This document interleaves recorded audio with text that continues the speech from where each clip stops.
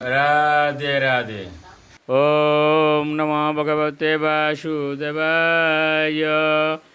ওম নমো ভগবতে বাসুদেবায়। ওম নমো ভগবতে বাসুদেবায়। শ্রীমদ্ ভাগবত চতুর্থ স্কন্দ পোষণম অষ্টম অধ্যায়।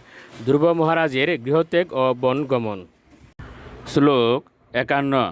স্ময়মানম অবিদেয়েৎ সানুরাগাবলোকনম নিয়তেনৈকভূতেন মনসা বরদর্শবম।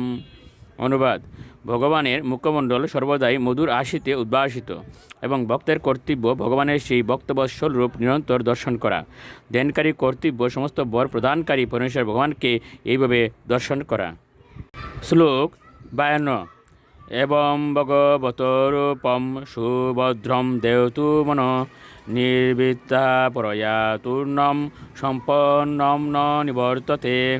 অনুবাদ: যিনি এইভাবে সর্বদা ভগবানের মঙ্গলময় রূপে ধ্যানে মনকে একাগ্রীভূত করেন, তিনি অচিরেই সমস্ত জড়কলুষ থেকে মুক্ত হন এবং তিনি কখনও ভগবানের ধ্যান থেকে বিচ্যুত হন না। শ্লোক 53। জপশ্চ পরম গুহ্য শ্রোতামে নিপাত্মজ ইয়ম সপ্তরাত্রম প্রপটন পুমান পশ্যতি কেচরান। অনুবাদ: রাজপুত্র, আমি তোমাকে এখন সেই মন্ত্র সম্বন্ধে বলবো যা এই দিনের পন্থায় জপ করা কর্তব্য। সাবধানতার সঙ্গে 7 রাত্রি এই মন্ত্র জপ করলে অন্তরিকে বিচরণকারী সিদ্ধ পুরুষদের দর্শন করা যায়। শ্লোক 54। ওম নমো ভগবতে বাসুদেবায়। মন্ত্রেণানেন্দেবৈশ্য কুর্য়া দ্রব্যময়ীম বুধ সপরিয়াম বিবিধৈর্দ্রব্যৈর্দেশ কালো বিভাগবিদ। অনুবাদ: ওম নমো ভগবতে বাসুদেবায়। এটি শ্রীকৃষ্ণের আরাধনার দ্বাদশাক্ষর মন্ত্র। ভগবানের শ্রীবিগ্রহ স্থাপিত করে এবং মন্ত্র উচ্চারণ করে ফুল ফল ও বিবিধ খাদ্যদ্রব্য প্রামাণিক বিধি সহকারে ভগবানকে নিবেদন করা উচিত। তবে তা দেশ কাল এবং সুবিধা অসুবিধা বিবেচনা করে করা উচিত। শ্লোক 55।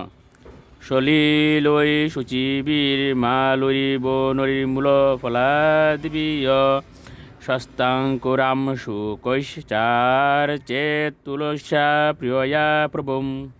অনুবাদ: শুদ্ধ জল, শুদ্ধ ফুলমালা, ফল ফুল এবং শাকসবজির দ্বারা যা বনে পাওয়া যায় অথবা নবীন দুর্বাঘাস, পুষ্পের কলি, এমনকি গাছের চাল দিয়ে পর্যন্ত ভগবানের পূজা করা উচিত।